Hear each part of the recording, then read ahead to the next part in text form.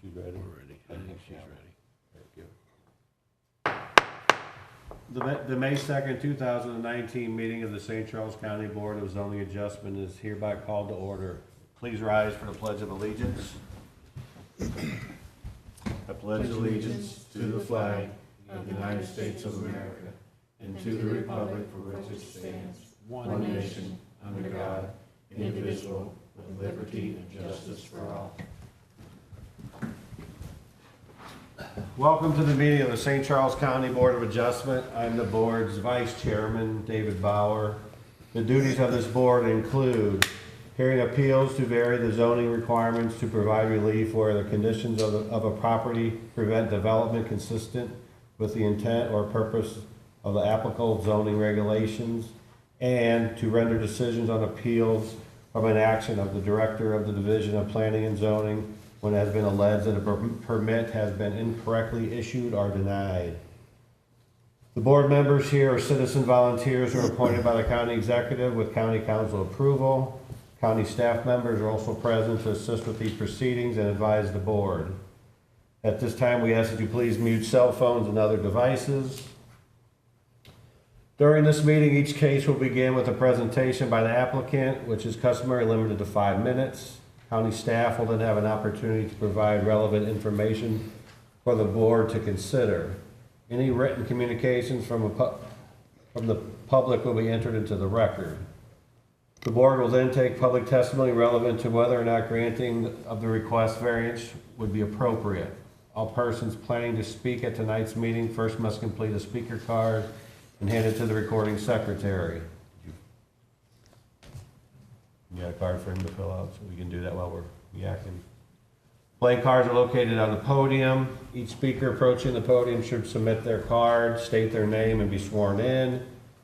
Testimony is customarily limited to 5 minutes per speaker. Once testimony has concluded, I will close the public hearing, and no further input from the audience will be taken.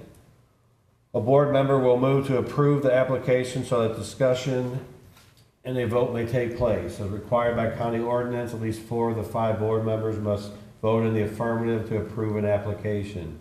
If the variance request is approved, the applicant may proceed after the proper permits have been issued. Any decision of the board may be appealed to the county council within 14 working days after notification of the decision is mailed. The Unified Development Ordinance and zoning maps for St. Charles County are hereby entered into the record. I hereby open the public hearing in this case. Mr. Secretary, would you read the first appeal, please? 206 Honing Road, variance request, application VAR 19-02. Owner applicant St. Charles Oktoberfest Incorporated. Variance requested. A request to vary section 405.355.B.2 of the ordinances of St. Charles County to allow a 60-foot by 100-foot accessory structure to be constructed at the adjacent ground level rather than at 1 foot above the base flood elevation in accordance with section 405.375. The property is zoned light industrial district with density floodway and floodway fringe overlay districts. The area is 1.5 acres. It's located on the north side of Honing Road, approximately 1,740 feet east of Highway 94, adjacent to the city of St. Charles in Council District 6. Is the property owner, applicant, or representative here to speak on this appeal? Yes. Please approach the podium.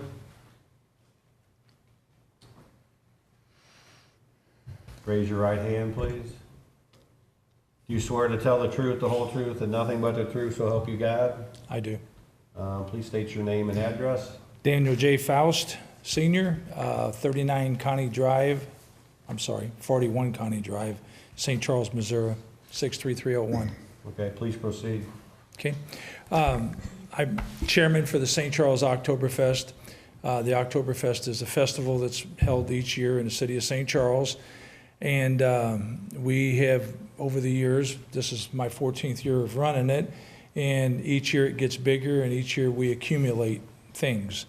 And we have 12 or 14 trailers, cargo trailers right now, and 3 flatbed trailers that we haul all of our product for the festival. It's tables and chairs and dance floors and counters and stuff like that, tents. So we're looking to have a building built so we can store all the stuff inside as opposed to all the trailers that we have. We're still going to need trailers to transport them, but we're trying to simplify our life. And I bought this piece of property from the Glozier family I closed on it last December, but I've been working on it. I had a contract on it for the last year and a half, and working with him, trying to get it cleaned off. He had a lot of junk on it before, and so I've been going through the process, and I didn't realize when I did my site plan, and Ellie pointed out to me that we were just a little bit short on our height that we needed for the floor. This property is higher than any other piece of property on Honing, and I think if you see the pictures that I submitted, that this wouldn't be unique in the sense that there's a lot of buildings on Honing Road, metal buildings, very similar. Some of them may be steel structure. This is a pole barn. This is strictly for storage, no office facility, no bathrooms, no running water in it. You know, it's a storage lot we use one time a year. So I would ask for, you know, if I had to raise the property 5 foot, I'd have to raise the whole property 5 foot, which would be a great deal of expense and, I mean, from my opinion, not necessary, you know, because we're not going to have an office there. We're not going to have people there working where we have to worry about stuff like that. We're not getting flood insurance on it. We're paying cash for the building. So anyway, that's my spiel. Staff have anything they'd like to provide? Basically, what Mr. Faust has gone over explains the situation. The property, as you can see, is located at the end of Honing Road on the north side. It is currently zoned light industrial. It does have what's called density floodway area. And what density floodway means is that fill and any construction is limited to 18% of any parcel as it existed in 1993. This was formulated by the Corps of Engineers to assist with especially this area north of Honing and on up to West Alton, where the Missouri River tends to also flow over and meet with the Mississippi. So it allows farmers and people to develop and put their pole barns out without having to do what's called a special no-rise certificate. So this property is located in that area. As Mr. Faust mentioned, it is at a current elevation of 446 if you looked at the site plan. The base flood elevation is 451. We do require that all new construction be elevated at 1 foot above base flood elevation. In this situation, the hardship presented by Mr. Faust is that actually he would have to go up another 6 feet because you have to go 1 foot above that 451. So going up that high would make it difficult to get these trailers in. When staff did visit the property, we did notice the current elevation is approximately 5 feet above Honing Road and some surrounding properties. It does have asphalt millings all over it, and I don't believe any septic system or any offices would be going in. Staff typically on a variance request in the floodplain, staff does always highly recommend that everything be that it be subject to being flood-proofed. And what that means is anything below that base flood elevation. Eventually, this will get wet, and that's something to keep in mind. So anything below that base flood elevation, construction materials should be things such as pressure-treated lumber, electric, If you do, are you doing any heating and cooling? I No. don't think, okay. Electric, anything like that should be 1 foot above the base flood. So that also should be a condition if the variance were granted. That and the pressure treated, that's what we call wet flood proofing. Dry flood proofing is putting like the electrical above, 1 foot above the base flood. Also, if the building is ever going to have flood insurance, this can cost up to a 25% greater rate than it's something that is elevated 1 foot above. So you would have to be aware of that. Do we know the last time that's been underwater? This property? Haunting, as far as I know, it's been 1993, possibly 95. I wasn't working here then, I'm sorry. Mr. Faust may know, he's from the area. Yeah, and I don't think this property was fully covered in 93 even. It was up to it. Like I said, it's higher than every place else down there. But I do want to touch on, we're paying cash for the structure going up its pole barn. We're not getting flood insurance. We don't have any reason to spend the money for flood insurance simply because everything will be elevated. We're going to have racks in there, put things up on racks.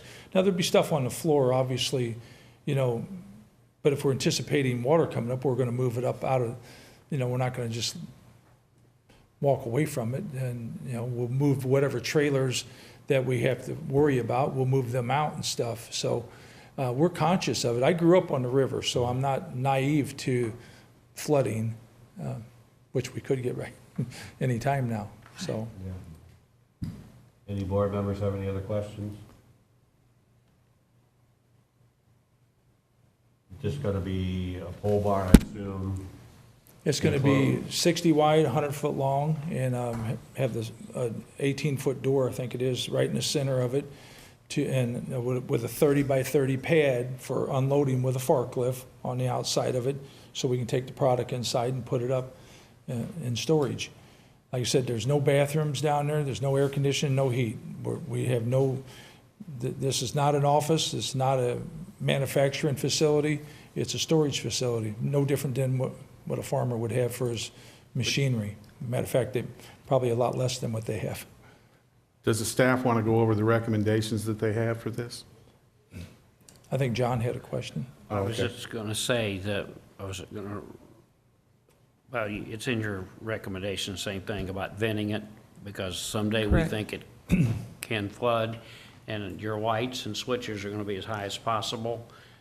You know what I mean? Your Well, electric. it's ironic. Your switches will have to be handicap accessible as far as how high they are, but yes, the electric panel will be set up higher than the flood level. So, and if we know we got water coming up, we'll shut the electric off to the rest of the facility. Okay, I'm sorry. Well, was there a question to the I staff? was just asking if you wanted to elaborate on the staff's recommendation here, All right, on the recommendation, the questions for the board are to evaluate whether or not the variance requested is due to unique circumstances that's found only on this specific piece of property. Also to ask, is the variance needed as the result of an affirmative act of the property owner that could have been avoided through a different course of action? In this case, it would mean to elevate it an additional 6 feet. Something to keep in mind, and the only other question that staff really had on that was the orientation of the building. If it were turned a different direction, because going up 6 feet, you would have to have a slope of 3 to 1, which means an additional 36 feet of width on the fill front and back. And I know there wasn't enough room on the property with an additional 18 feet, 36 feet, to meet the setbacks and stay out of the egress area. However, I know staff did have a question about possibly turning it the other direction and getting it elevated higher. I'm glad you clarified that, because when I read that in the recommendation, I didn't quite understand because it was flat. the reason the building's laid out the way it is to utilize the building for parking our trailers and stuff like that. You know, you could turn the building and you could elevate it, obviously, if that's what I have to do, you know, that would be a hardship, raise it 6 feet, and then you're talking about, you'd basically be elevating half that acre and a half piece of property, and it doesn't seem feasible from my perspective, but I didn't know what the staff was talking about, being it was all flat up there, so I'm glad you clarified it. But it's like any property owner, when you buy a piece of property and you lay it out based on your needs and how it works for you. So this is the way we laid it out and we thought would be best for us. But now, and staff did make the recommendation, which Ellie and I talked about it. I'm fully aware that if you approve this, I have to put the flow vents, and I think it's one inch for every 1 foot or something like that? It's 1 square inch per square foot of enclosure. What we look for on a building such as this, sometimes there is gappage between the building and the adjacent grade. Right. If there's not, then we look for venting on a minimum of 2 sides to make up that difference. Now, what you can also use is what's called a smart vent, which allows the water to go in, and then it'll open and close as the water pressure hits it. Flaps. So, yeah. And that allows just a little bit less of a vent because it's been engineered specifically for this type of situation. Good investment. If you choose to do that, it's a very good investment. Yeah, It's no, not and expensive. we're fully aware of that. So if we're allowed to go forward with it, obviously, we'll have to comply because that will be that's part of their recommendations. Would you plan to use the engineered vents, is what you're saying?